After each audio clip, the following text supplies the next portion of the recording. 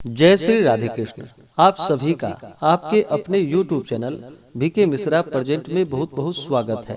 आइए आज आप सब जानेंगे वर्ष 2024 पुत्रदा एकादशी व्रत के शुभ मुहूर्त के बारे में, पारण समय के बारे में, व्रत का पारण किस चीज से किया जाएगा, कब किया जाएगा, इस दिन भगवान विष्णु को विशेष करके क्या चीज अर्पित करें, और फिर सुनेंगे पुत्रदा एकादशी व्रत की कथा। आप सभी भक्तों को पुत्रदा एकादशी व्रत की ढेर सारी शुभकामनाएं। आप सभी के जीवन में लक्ष्मी नारायण की कृपा से आप सभी को सभी प्रकार के सुख और समृद्धि की प्राप्ति हो। इस बार पुत्रदा एकादशी का व्रत जो कि 21 जनवरी 2024 दिन रविवार को किया जा रहा है।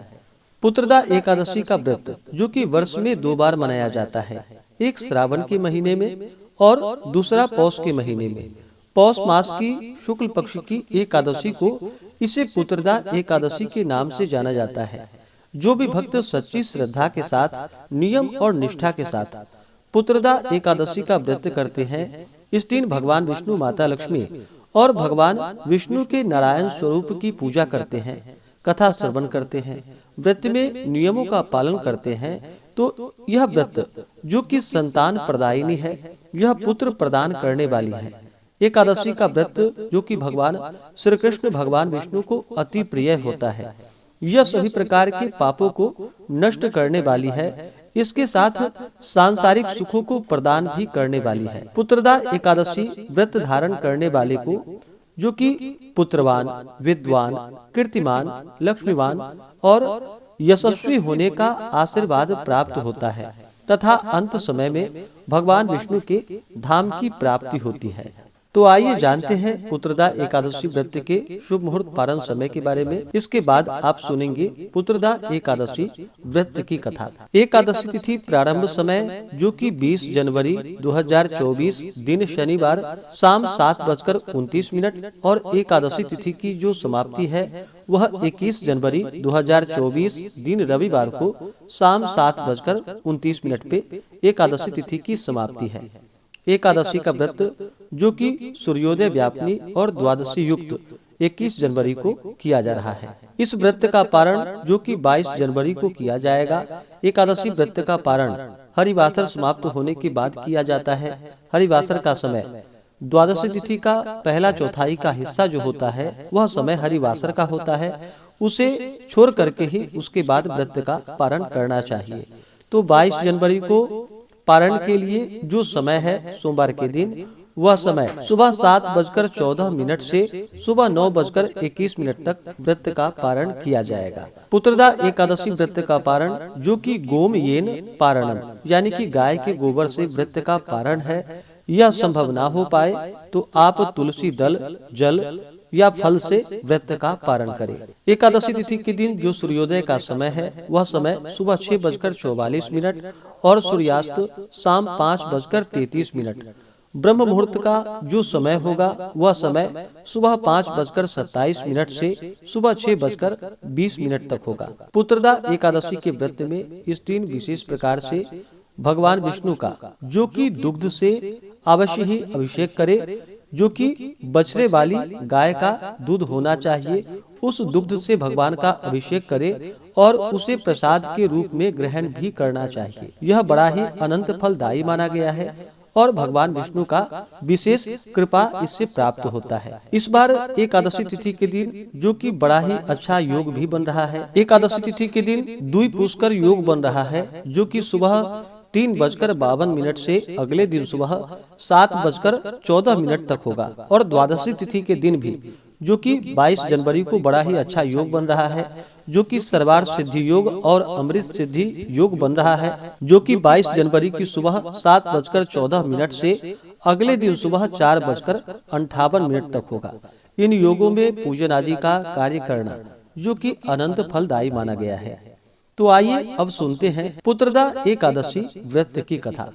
अगर आप एकादशी व्रत के उपलक्ष्य में ब्राह्मण दक्षिणा, अन्नदान, वस्त्रदान आदि के लिए देना चाहते हो तो आप अपनी श्रद्धा और सामर्थ्य के अनुसार हमें डिस्क्रिप्शन में जाकर के वहां से गूगल पे, फोन पे या अकाउंट नंबर के माध्यम से आप अपने श्रद्धा और सामर्थ्य के अनुसार हमें ब्राह्मण दक्षिणा प्रदान कर सकते हैं। तो आइए पहले भगवान विष्णु जी का ध्यान करते हैं, इसके बाद फिर कथा को श्रवण करेंगे। तो बोलिए प्रेम से भगवान विष्णु की जय, माता लक्ष्मी की जय, एकादशी माता की जय, भगवान श्री कृष्ण की जय, सर्वदेवी देवता की जय। शांताकारं भुजगशयनं पद्मनाभं सुरेशं, विश्वाधारं गगन सदृशं, मेघवर्णं शुभांगं, लक्ष्मीकान्तं कमलनयनं, योगी विरधान गम्यं, वंदे विष्णुं भवभयहरं सर्वलोकैकनाथं। तो बोलिए प्रेम से भगवान विष्णु की जय। एक समय की बात है, एक बार भगवान श्री कृष्ण से पांडु नंदन ने विनय पूर्वक हाथ जोड़कर कहा और प्रश्न किया कि हे प्रभु, हे भगवान, अब आप कृपा करके पौष शुक्ल एकादशी के महात्म्य का वर्णन कीजिए। उसका क्या नाम है, क्या विधान है, तथा उस दिन किस देवता की पूजा की जाती है और उसका क्या फल होता है। पांडु नंदन के इस प्रश्न को सुनकर भगवान श्री कृष्ण बोले कि हे राजन, इस एकादशी का नाम पुत्रदा एकादशी है। यह समस्त मनोरथों को पूर्ण करने वाली है एवं समस्त सिद्धियों को देने वाली है। इसके अधिपति स्वयं नारायण है। इस चराचर संसार में इसके समान फल देने वाला दूसरा कोई व्रत नहीं है। इसके प्रसाद से मनुष्य पुत्रवान, विद्वान, कीर्तिमान, लक्ष्मीवान और यशस्वी होता है। अब मैं तुमसे उत्तम और पापों को हरने वाली कथा कहता हूँ, तुम ध्यान पूर्वक सुनो।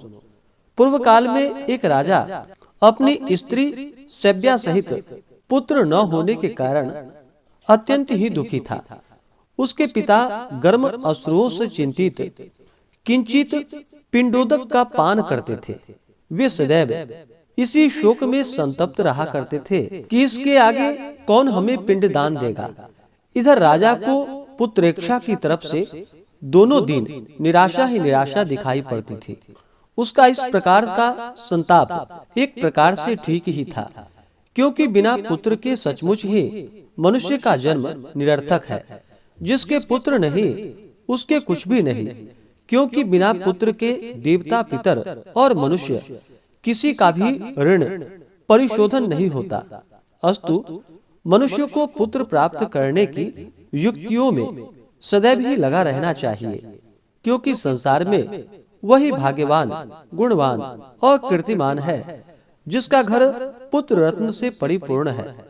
वे ही नरश्रेष्ठ हैं, आरोग्य, संपत्ति और कीर्ति के अधिकारी होते हैं। यह सिद्ध है कि पुत्र पौत्रादिक पुण्यवान को ही प्राप्त होता है।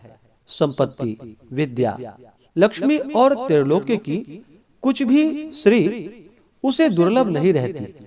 इस प्रकार दिन रात की चिंताओं से त्राण पाने के लिए राजा ने यह निश्चय किया कि अब मेरा शरीर धारण किए रहना व्यर्थ है। किसी प्रकार इस शरीर को त्याग देना ही श्रेयस्कर होगा, परंतु आत्मघात करना महान पाप है। इस प्रकार के विचारों में पड़कर वह एक दिन चुपचाप अकेले घोड़े पर सवार हो वन की ओर चल पड़ा।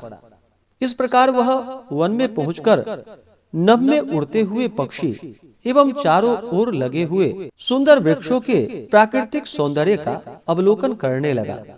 वहां पर कहीं तो अपने अपने निवास स्थान से निकलकर मृग झुंड इधर उधर चौकड़ियां भर रहे थे।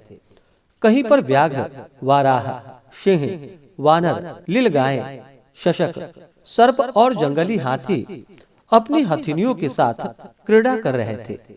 किसी तरफ श्रृंगालों की ध्वनि थी तो किसी ओर उल्लुओं के कर्कश नाद सुनाई पड़ रहे थे। इस प्रकार वन की शोभा देखते और वन के पशुओं के शब्द को सुनता हुआ राजा वन में घूमने लगा।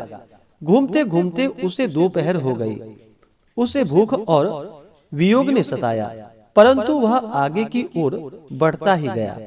आगे चलकर उसने देखा कि एक अत्यंत सुंदर सरोवर है, जिसके किनारे अत्यंत सुंदर, मनोहर और दिव्य रूप वाले नाना प्रकार के पक्षी, सारस, हंस और मोर, चकोर चारों ओर घूम रहे थे और बहुत से ऋषि मुनि वहां पूजन और ध्यान में मग्न हैं। वहां प्रवेश करते ही राजा के दक्षिण नेत्र और बाहु फड़कने लगे और मन में एक प्रकार का उत्साह सा प्रतीत हुआ। राजा ने घोड़े से उतरकर घोड़े को एक वृक्ष के सहारे बांध दिया और ऋषि मुनियों के पास जा उनको अलग अलग प्रदक्षिणा और प्रणाम इत्यादि किया। राजा का सुंदर वेश और सुंदर स्वभाव देखकर एक ऋषि ने कहा, क्या इच्छा है, क्या काम है और क्या विचार है? ऋषियों की ऐसी वाणी को सुनकर राजा ने कहा कि हे भगवान, आप लोग कौन हैं? यहाँ पर क्यों आए हैं और क्या कर रहे हैं? एक महर्षि बोले कि हे राजन, हम लोग विश्वदेव हैं और आज पौष शुक्ल की पुत्रदा नाम की एकादशी का व्रत है, सो हम इस सरोवर में स्नान करने आए हैं। हमने अपना संपूर्ण हाल बतला दिया, अब आप कहिए। राजा बोला कि हे भगवान, मैं भी एक निःसंतान और अभागा मनुष्य हूँ और पुत्र की इच्छा रखता हूँ। यदि आप लोग मुझे किसी प्रकार भी एक पुत्र दें तो मैं अपने को धन्य मानकर जन्म जन्म के लिए आपका ऋणी हो जाऊंगा। ऋषियों ने कहा कि हे राजन, आज पुत्रदा एकादशी है। इसका व्रत अत्यंत उत्तम और निःसंदेह पुत्र देने वाला है। आप नियम पूर्वक एकादशी का व्रत धारण कीजिए। निःसंदेह एकादशी के पुण्य फल एवं हमारे वचनों के प्रभाव से तुम्हें पुत्र होगा।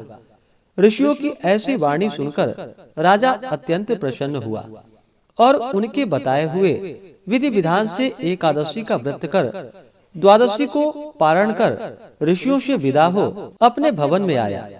परमात्मा के अनुग्रह एवं एकादशी के पुण्य प्रभाव से तथा ऋषियों के आशीर्वाद से राजा की रानी ने गर्भ धारण किया और यथा समय सुंदर, स्वरूपवान, तेजवान और भाग्यवान पुत्र उत्पन्न किया। राजपुत्र अत्यंत शीघ्रता पूर्वक बढ़ने लगा और शीघ्र ही बड़े हो पितृ सेवा तथा अपनी प्रजा की सेवा भी करने लगा। इतनी कथा कहकर भगवान श्री कृष्ण ने कहा कि हे राजन, इस एकादशी का व्रत जो लोग करते हैं उनको अवश्य ही पुत्र की प्राप्ति होती है और वे इस लोक में नाना प्रकार के सुखों का उपभोग कर अंतकाल में परम पद को प्राप्त करते हैं। जो लोग इसकी कथा को कहते हैं एवं भक्ति पूर्वक इस कथा को सुनते हैं, उनको सहस्त्रों अश्वमेध यज्ञ करने का पुण्य फल प्राप्त होता है। तो बोलिए प्रेम से भगवान विष्णु की जय, माता लक्ष्मी की जय, एकादशी माता की जय, भगवान श्री कृष्ण की जय, सर्वदेवी देवता की जय। इसी प्रकार से जो भी भक्त सच्ची श्रद्धा के साथ नियम और निष्ठा के साथ पुत्रदा एकादशी का व्रत धारण करते हैं, व्रत में नियमों का पालन करते हैं, भगवान का पूजन करते हैं, कथा श्रवण करते हैं, तो इस व्रत के पुण्य प्रभाव से व्यक्ति के सभी प्रकार के पापों का नाश होता है तथा यह पुत्र प्रदान करने वाली व्रत है तथा सभी प्रकार के सुखों को प्रदान करने वाली है और अंत काल में भगवान विष्णु के धाम को प्रदान करने वाली है। तो आशा करता हूँ कि यह जानकारी आपको अच्छा लगा हो। अगर आप सब आगे के प्रदोष व्रत के बारे में जानना चाहते हो या पूर्णिमा व्रत के बारे में, तो उसका वीडियो चैनल पे अपलोड है या वीडियो के एंड स्क्रीन में भी वीडियो का लिंक दिया गया है। आप उसके माध्यम से जानकारियाँ को प्राप्त कर सकते हैं। तो आशा करता हूँ कि यह जानकारी आपको अच्छा लगा हो।